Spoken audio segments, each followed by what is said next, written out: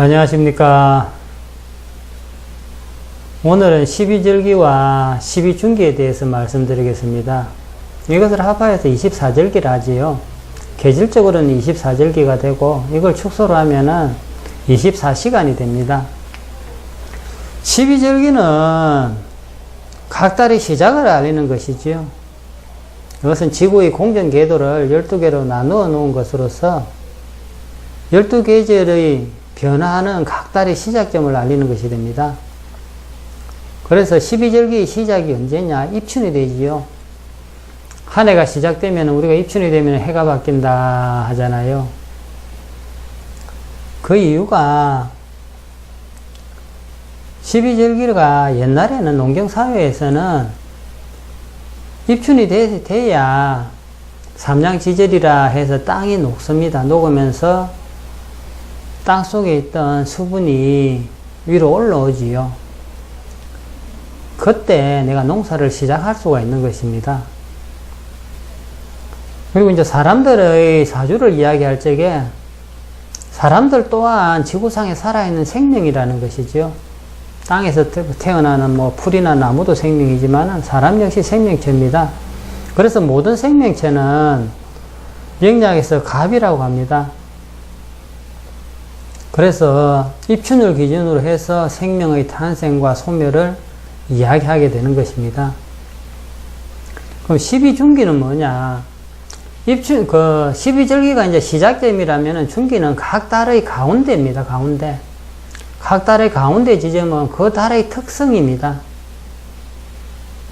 그 어떤 특성이냐? 그건 지구와 태양과의 상관관계입니다. 지구가 공전을 이렇게 하는데, 태양이 공전을 하는데, 그때 그 달의 중앙에서 태양과의 관계가 어떻게 되느냐 하는 그것을 위주로 표시해 놨습니다. 그래서 12중기의 기준은 동지가 됩니다.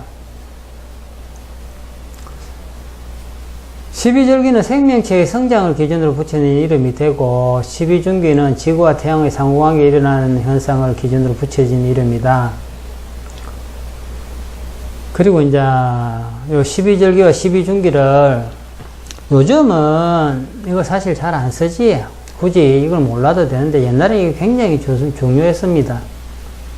쉽게 듣고 그럼 계절이 언제 변하느냐, 이게 몇 월 달인지 지금 뭐 할 때인지 그 하늘의 별을 보고 판단했습니다. 북두칠성을 보고 판단했지요. 그래서 매월마다 보면 북두칠성의 위치가 달라집니다. 그래서 그것을 보면은 지금이 몇 월 달인지 또는 내가 지금 몇 월 달이다 이러면 방향이 어디쯤인지 어디가 동쪽인지 이것을 하늘에 북두칠성을 보고 다 알고 거기에 맞춰서 생활을 한 겁니다. 각 달의 월간과 방향 판단법, 야간의 북두칠성의 시간별 위치를 보면은 지금이 몇 월 달인지 알 수 있고 동서남북의 방향을 알 수 있다. 그것을 아는 법이 세 가지가 있습니다. 초저녁에 보는 법하고 한밤중에 보는 법하고 새벽에 보는 법이 있습니다. 초저녁에는 우리가 북두칠성이라면은 우리가 국자 모양을 이야기하잖아요. 그리고 국자 손잡이 부분이, 손잡이 끝부분이 7번째 별이 됩니다. 그리고 6번째 별에서 7번째 별을 이렇게 향하는 방향이 월근이다. 그렇게 몇 월인지 가리키는 것이 되지요. 예를 들어 양력 3월이다 이러면은 초저녁에 북두칠성을 보면은 6번째 별에서 7번째 별을 이렇게 가리키는 방향이 동쪽을 가리키고 있어요. 그 동쪽이 묘가 되지요. 그래서 묘월이 되고 그 방향이 동쪽이 됩니다. 그 다음 한밤중에는 어떻게 하느냐? 한밤중에는 북두칠성의 3번째 별에서 4번째 별을 가리키는 방향이 그 달을 표시로 합니다. 서쪽을 가리키고 있으면 유방향이 되니까 유월이 되고 북쪽을 가리키고 있으면 좌방향이 되니까 북쪽이 되는 것이죠. 그리고 새벽에는 어떻게 보느냐? 새벽에는 북두칠성의 2번째 별에서 첫 번째 별을 이렇게 보면은 그 가리키는 방향이 그 달의 월근이 됩니다. 그 달의 기준이 된다는 것이죠. 방향 역시 똑같습니다.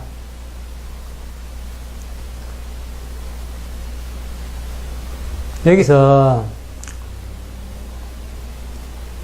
보면은 묘월의 북두칠성 초저녁이 됩니다. 초저녁에는 북두칠성이 보면은 요렇게 있는데 6번째에서 7번째 별이 요렇게 동쪽을 가리키고 있습니다. 요렇게 또 초저녁에 요거 동쪽을 요렇게 가리키고 있다 이러면은 요때가 묘월이라는 것이지요. 그리고 요 방향이 동쪽이 되지요. 그래서 내가 지금 몇 월 달인지 안다. 지금 대충 몇 월 달이다. 이것도 초저녁에 보면은, 지금이 대충 몇 월 달이니까 저기 이제 동쪽이겠구나. 만약에 이쪽으로 가리킨다. 이러면은, 진방이 되지. 진방이 되니까 양력으로 한 4월 달 되겠구나. 이렇게 되는 것이죠.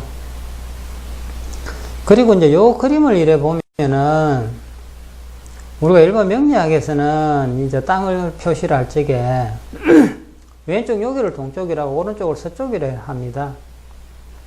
이제 방향이 왜 반대냐. 땅은 지구니까 자전을 하잖아요. 그리고 요거는 우리가 보는 하늘이 됩니다. 하늘은 지구의 움직임하고 반대 방향이 됩니다. 공간의 방향이라서. 그래서 동수가 이렇게 달리 되어 있습니다. 내가 서서 북극성을 딱 바라본다 했지요. 북극성을 바라보면은 내 머리 뒤쪽이 남쪽이 되고 내가 바라보는 방향이 북쪽이 됩니다. 그래서 북극성을 바라보는데 북극성에서 밑으로 보는 수평선 쪽으로 보이는 지평선이나 요리 밑으로 보이는 쪽이 북쪽이 되고 내 머리 뒤쪽이 남쪽이 되고 내 오른팔 쪽이 동쪽이 되고 내 왼팔 쪽이 서쪽이 되는 것입니다.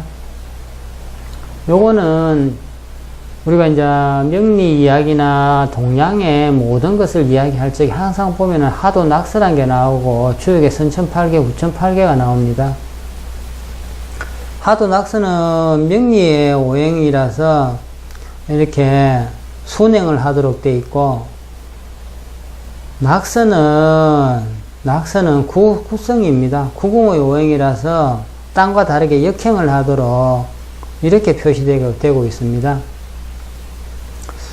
초저녁에 이런데 한밤중이 되면은 북극성을 이렇게 바라보면 북두칠성이 이렇게 되어 있다는 것이죠. 그럼 세 번째 별에서 네 번째 별이 이렇게 가리키니까 지금 이거는 여기 동쪽을 가리키고 있으니까 여기 진을 3월달이 되겠구나, 묘월이구나 이렇게 되죠.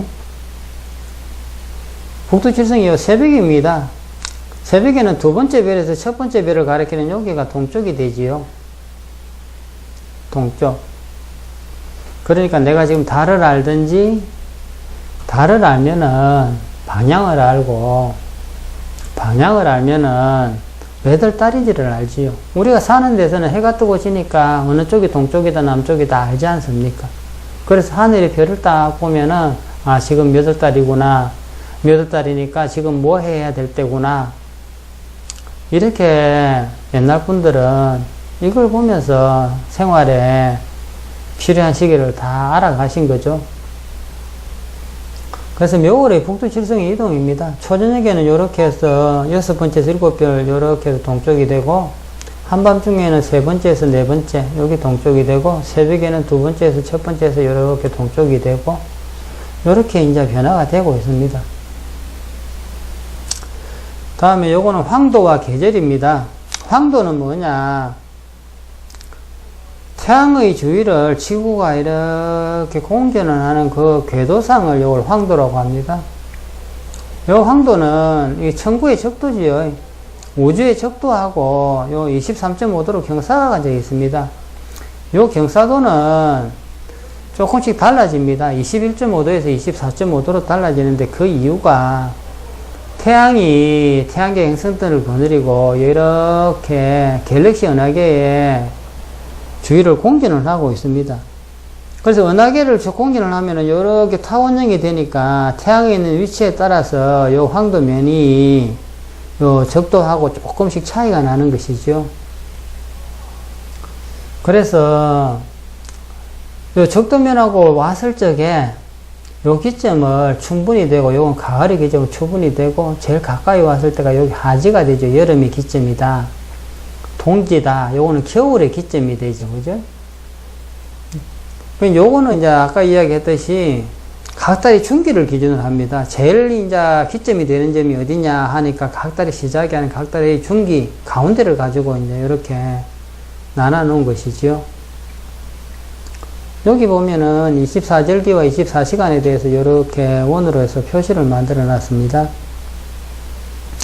아까 이야기했듯이 여기 이제 이늘이다, 묘월이다 이러면은 요 시작 지점이 있죠. 시작 지점이 12절기에 해당하고, 가운데 지점이 12중기에 해당합니다.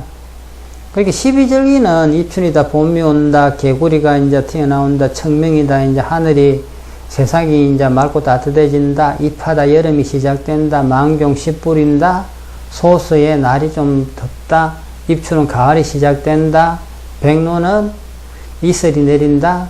한로는 찬 이슬이 내린다. 그 다음에 입동, 겨울이 된다. 소슬, 작은 눈이 내린다. 소환, 겨울에 추위가 시작된다. 이런 식으로 농사를 짓는데 필요한 이름으로 해서 이렇게 다 정해놓고, 12중기는 태양과 지구와의 상관관계입니다. 이게 이늘에는 우수지요.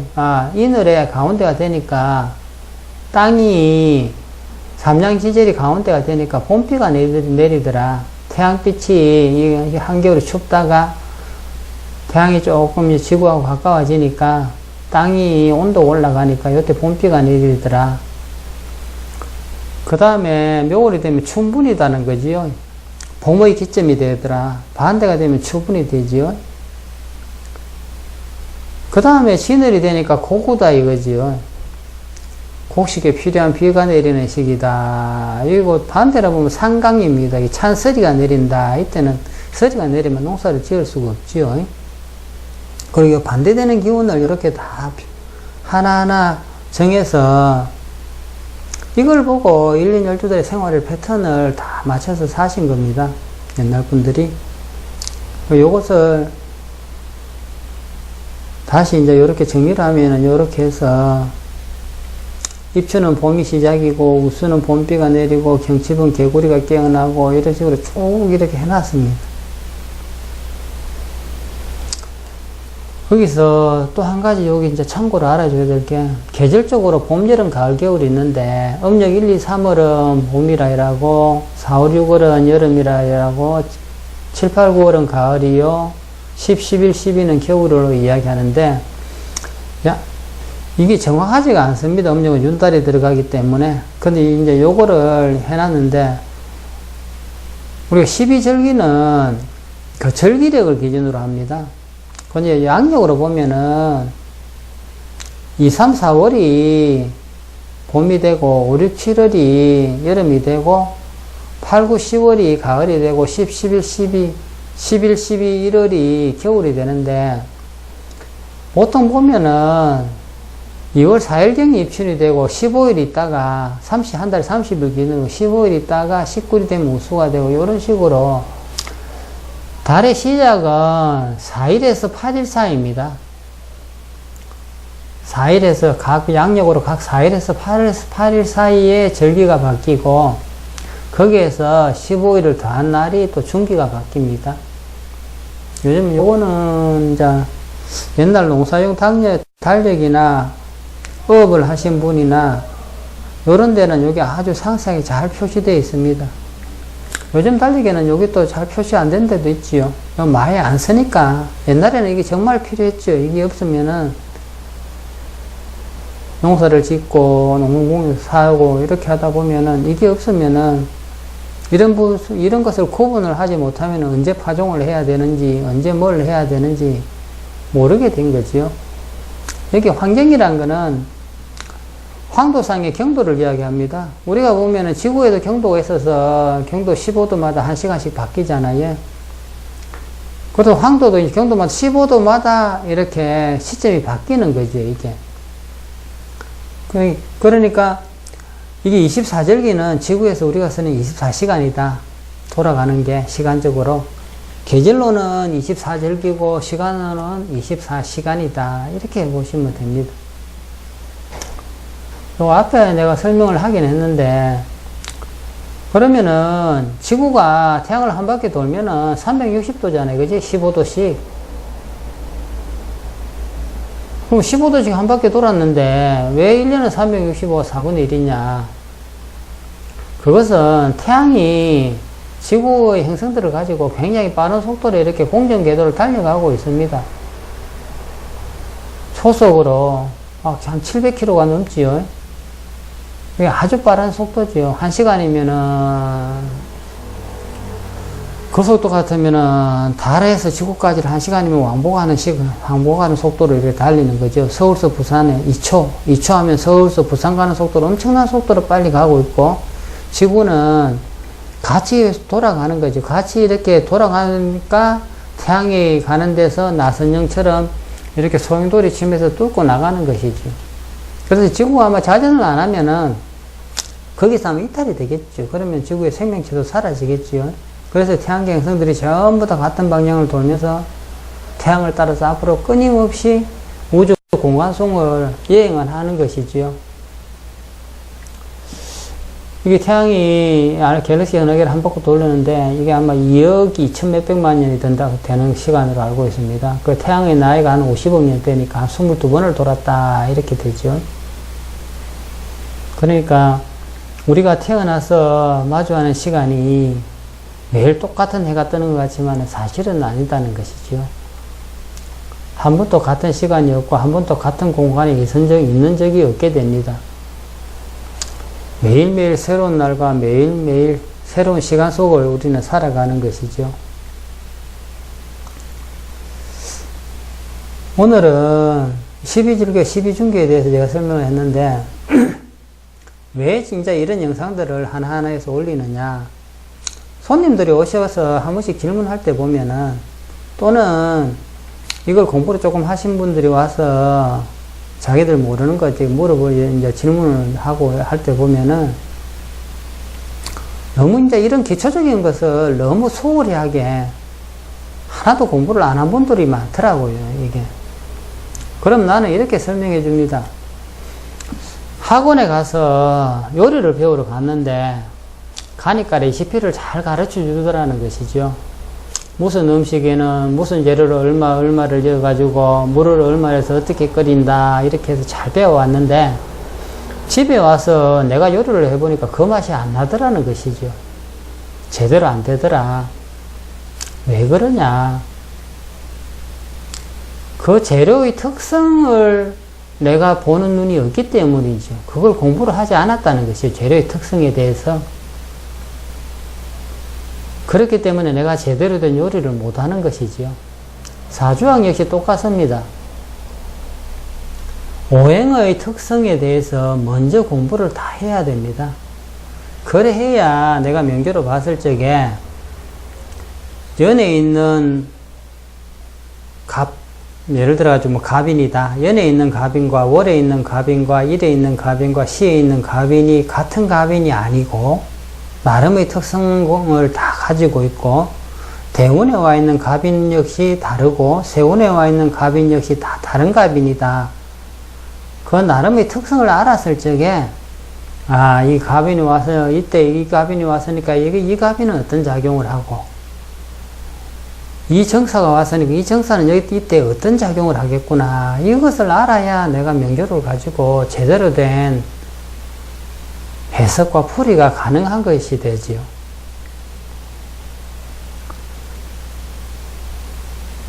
그래서 이런 부분에 대해서 가장 기본적으로 알아야 될 것들을 하나하나 정리해서 올려놓고자 합니다.